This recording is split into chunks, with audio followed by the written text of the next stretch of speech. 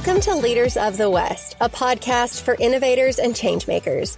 I'm your host, Jessie Jarvis, the founder of the West, and I'm sitting down with agriculturalists, entrepreneurs, executives, and everyone in between with the goal of digging into the strategies, mindsets, and lessons that have been crucial to the success of ag and Western. Whether you're carrying on the next generation of your family's operation, starting something from scratch, or determined to climb up the leadership ladder, we're going to inspire you to continue to dream big, growing not just you, but the future of agriculture and Western as a whole. Let's go.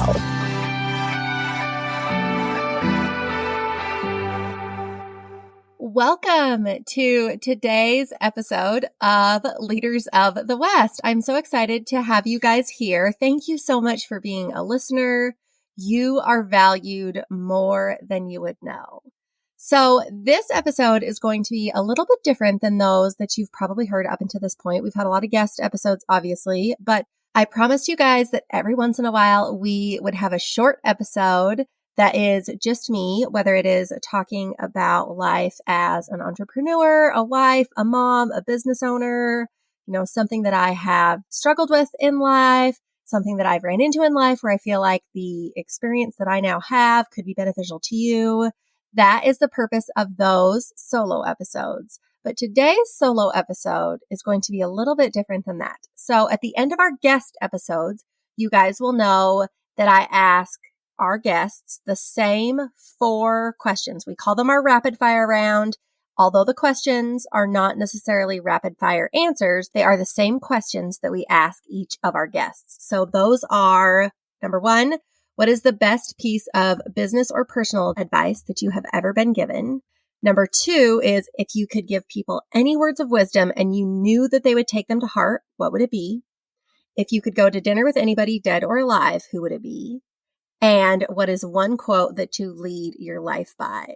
Now, I will tell you that I have thoroughly enjoyed the answers that our guests have given up until now.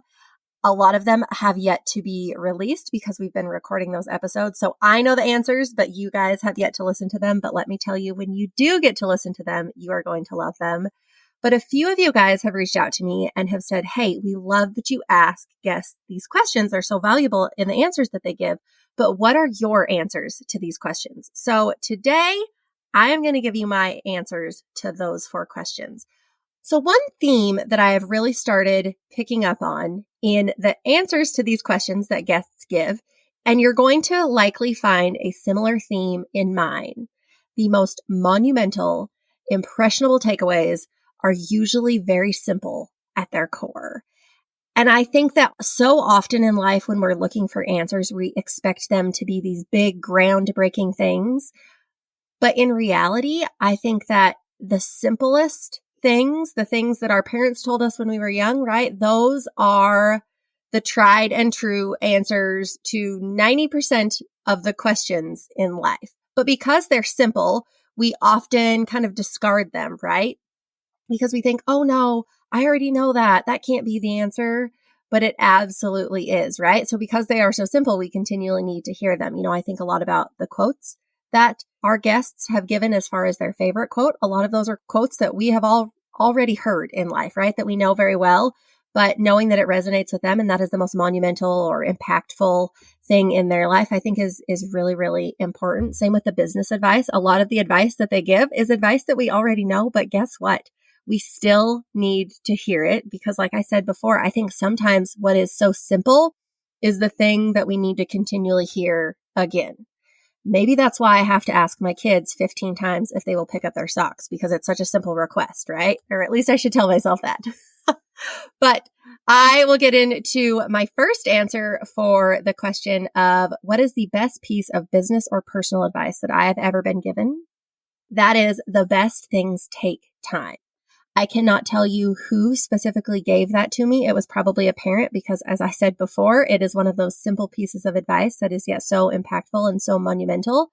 But I can tell you that I have learned that whether it was in sports when I was in high school, whether it was in business, in growing of the West, in relationships, in waiting for Mr. Right, right? The best things take time. You have to show up every single day and you have to work for it. You have to be consistent. And we hate to hear that, right? It's a lot easier to say the best things take time than it is to hear that the best things take time, because guess what? We want to step on the gas. We want things to fall into place. We want to be an overnight success. But at the end of the day, slow and steady wins the race. I can tell you that when we first started Of the West, I was foolishly under the impression that if you build it, they will come.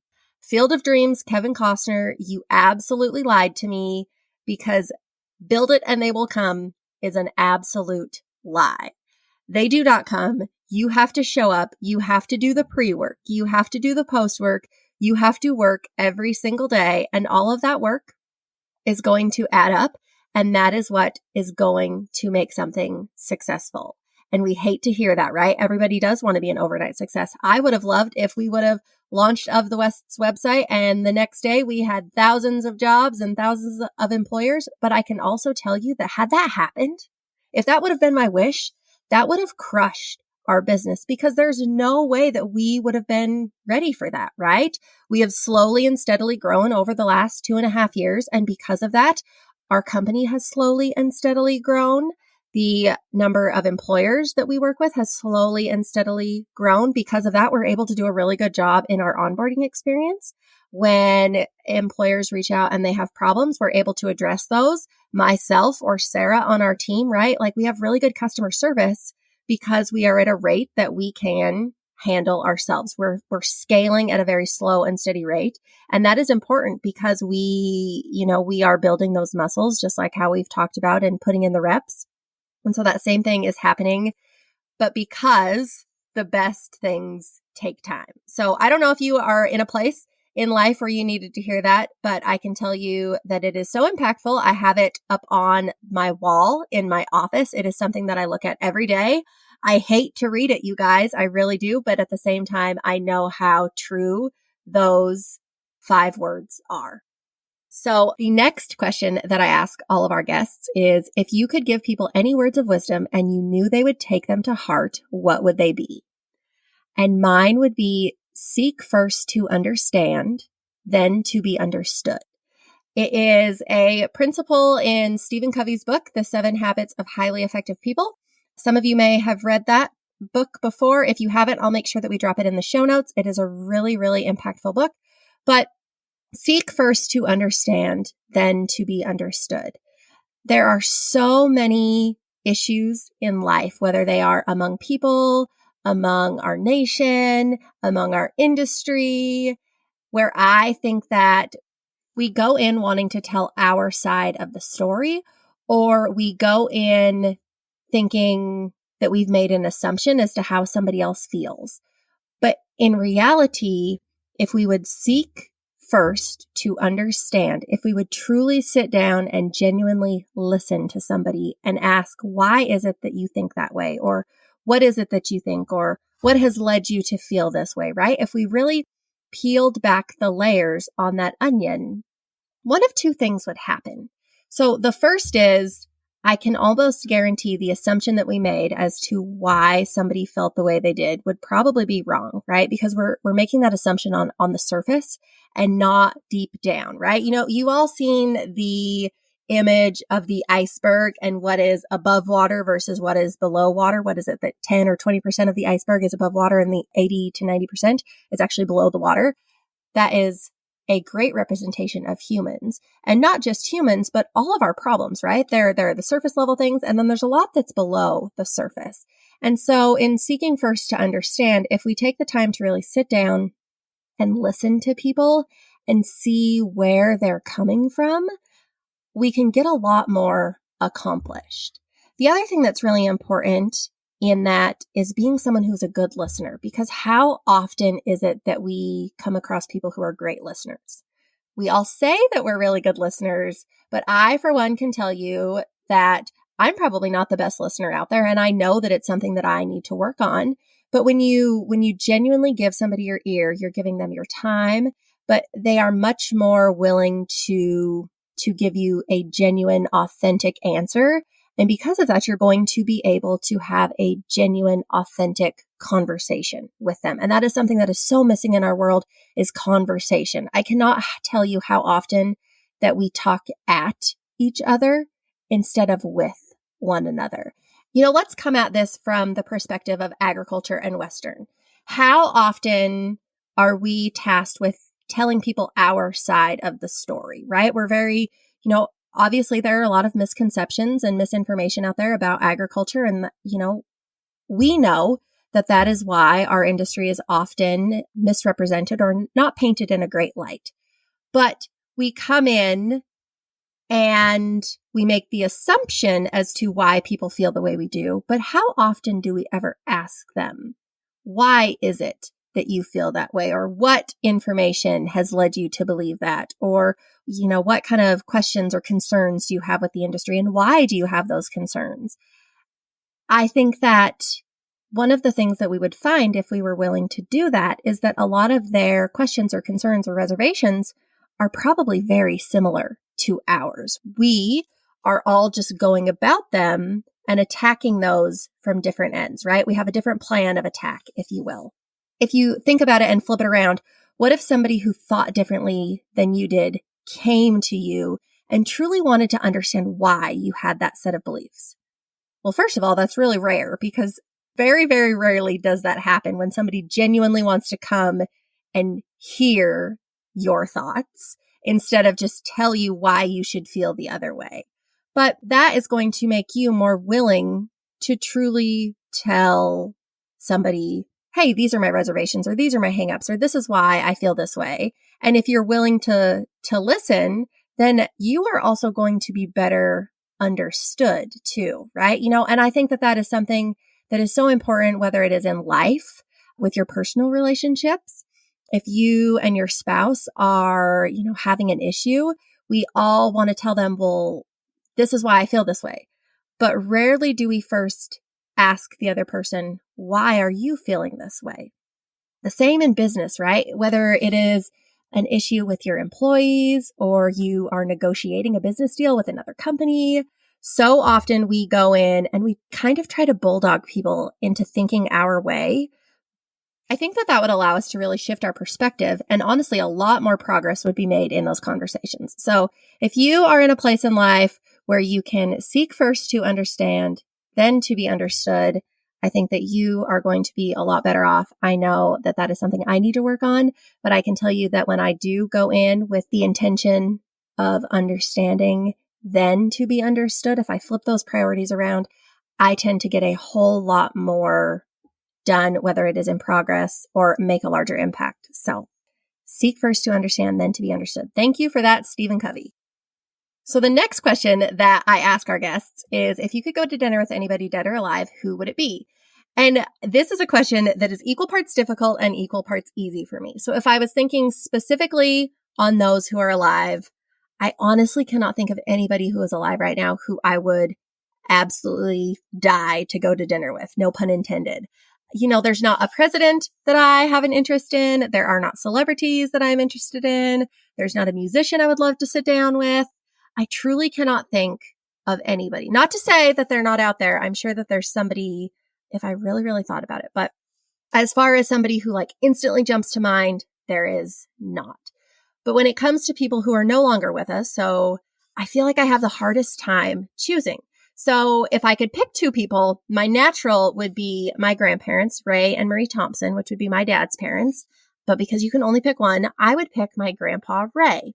And the reason that I would pick him over my grandma, because now I kind of feel like I'm pitting them against each other in my life, is I was lucky enough to spend 10 years with my grandma before she passed. So I have great memories of her. I was able to spend time with her.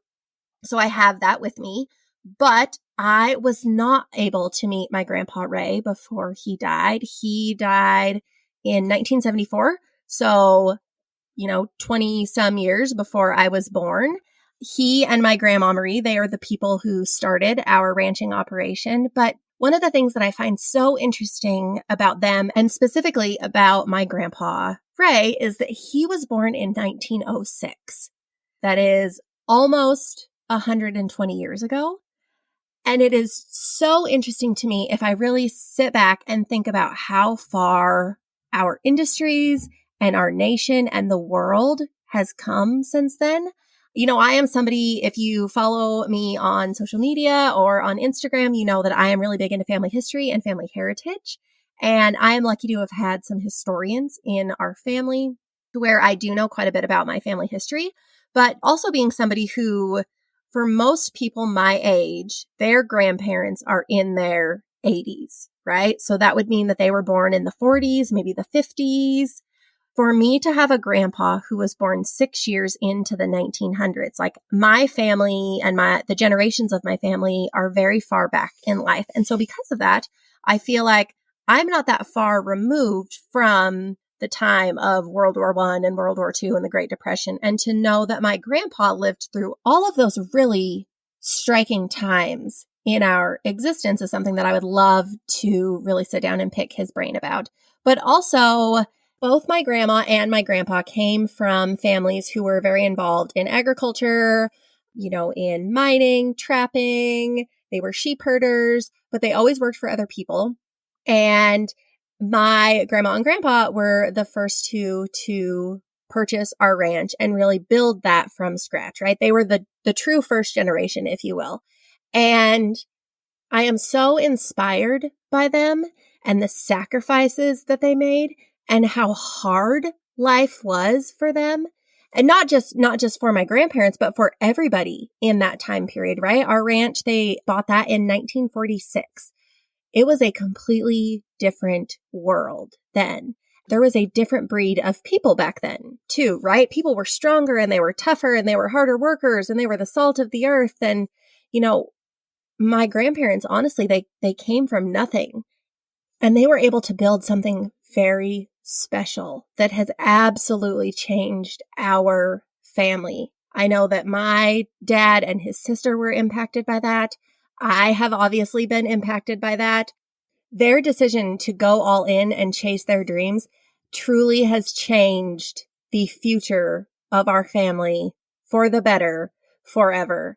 I wonder, honestly, if Of the West would even be a thing if they had not gone all in and truly chased their dreams in wanting to be ranchers and instilled that in my dad and his sister, who have then instilled that in me.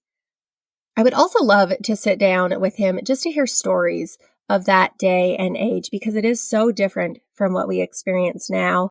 And I think that we truly do forget what people went through back then. How difficult was it to get in touch with somebody? You had to send a letter, right? Well, now you call them on your cell phone or you text them and you have an immediate answer. Even putting in roads, right? Now you hop in the road grader, but back then you had to hook up your horse to a Fresno. And I am just so inspired by all of the work that they did. And I would love to hear more stories from them. And then also probably give them a little introduction as to what life is like now, because I'm sure that he would not be able to believe it.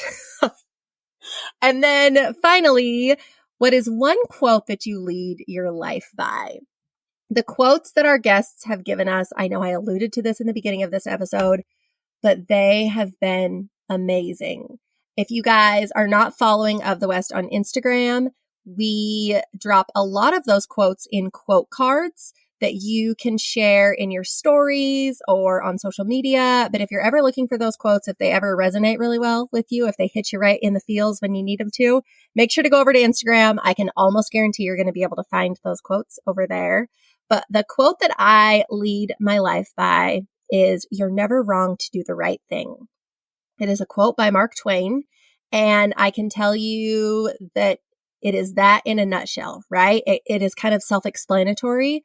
The right thing isn't always fun. It isn't always sexy or glamorous. And more often than not, I think we truly know what the right thing to do is, but we don't want to do it because it's the hard answer and it's dressed very plainly, right? But at the end of the day, the right thing is the right thing. And I think that is something that in business, in relationships, in parenting, in internal conflict, it applies to all of it. It's an all-around cowgirl of a quote, if you will. But that is something that leads me in all things, whether they are business, life, relationships, that you are never wrong to do the right thing. So Now you know what my answers to those rapid fire questions are. I hope this episode was enjoyable for you guys. I know it was a little bit different than normal, but now when I ask those questions of our guests, you will kind of know where my head is at in that. And I do have an ask of you.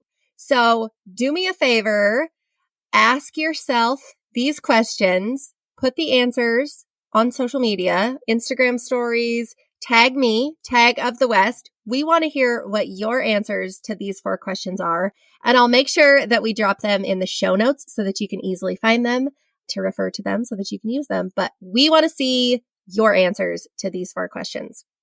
And with that, I cannot thank you guys enough for being here. You are so valued. You are so appreciated. You are the future of the ag and Western industries. And I cannot wait to see you back here next week.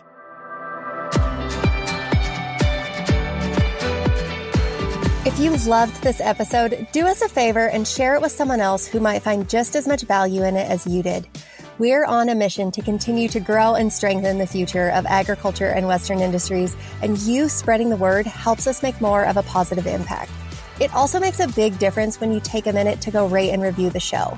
We can't thank you enough for listening, for sharing, and for loving Ag and Western as much as we do. We'll see you back here for our next episode.